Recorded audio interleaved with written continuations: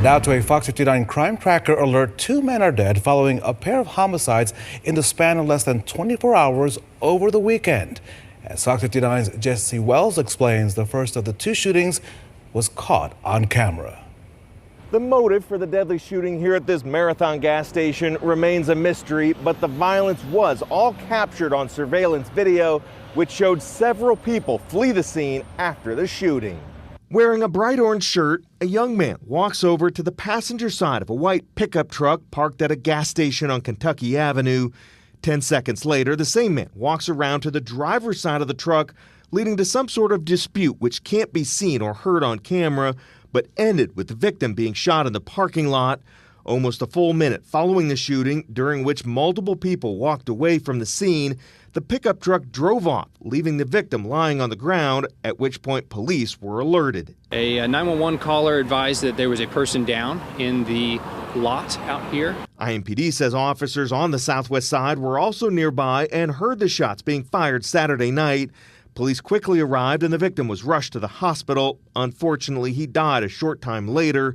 Several people were detained, but the shooter appeared to leave before he could be questioned. The next day, just before 5 p.m. Sunday, police were called to a home on Indy's northeast side and found another man shot. That victim also died after being taken to the hospital. This is the second time in 24 hours that I've had to break the news of a homicide. Officer Drew Brown responded to both scenes. He says the shooting on Sunday stemmed from an argument between 2 people. One person was detained but later released. Brown says while the 2 deaths are not related in any way, they do share the same message. We cannot pull the trigger on our neighbors. We cannot raise a gun in anger and take the life of somebody else over a temporary dispute. There has to be a better way. We have to do better as a community. Finally, no arrests have been made from either of the weekend homicides. As always, anyone with information on either of those cases can still contact either IMPD's homicide office or Crime Stoppers. Jesse Wells, Fox 59 News. Jesse, thank you for that.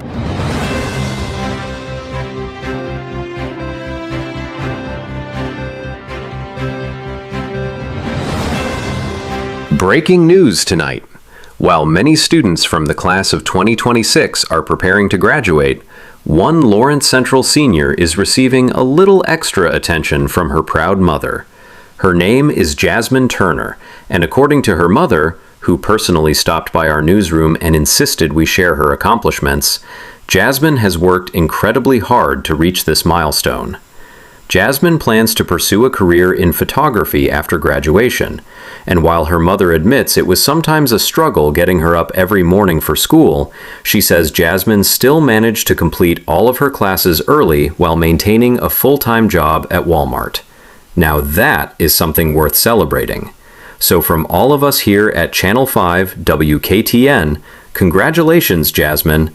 We wish you nothing but success in your future. The department says it's committed to stopping reckless driving and street takeovers. Fox 59's Jesse Wells explains what's being done to hold drivers accountable as this troubling trend continues in our city. The arrest this weekend stemmed from 3 major street takeover events, one of which was right here at this intersection at 34th and Moeller.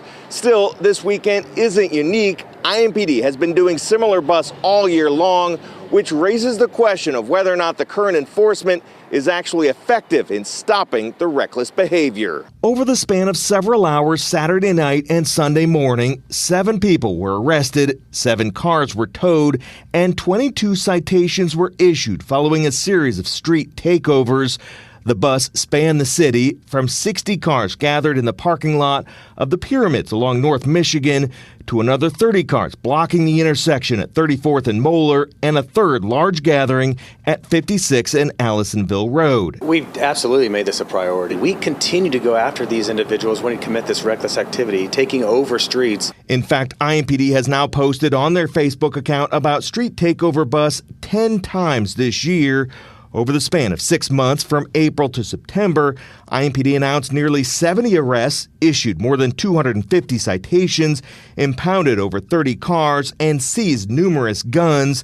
Police insist the busts have been effective and is a result of citizens demanding action. These community members have asked and pleaded with IMPD continue to do something. IMPD Chief Chris Bailey also hopes to get help from the Indiana State House to implement tougher penalties for reckless driving and maybe even allow for the destruction of some vehicles. If they don't have a vehicle, they can't commit crimes. And maybe that's what needs to happen. Maybe there's a repercussion, because for these individuals, when they go to jail, they can be right back out on a bond. Whether or not lawmakers get involved, IMPD promises to continue to target street takeovers for the foreseeable future. This is a very dangerous activity, and it puts the community at risk. We'll continue to work on it. Finally, of the 7 arrests made this weekend, about half the suspects were given a $500 cash bond and were quickly released.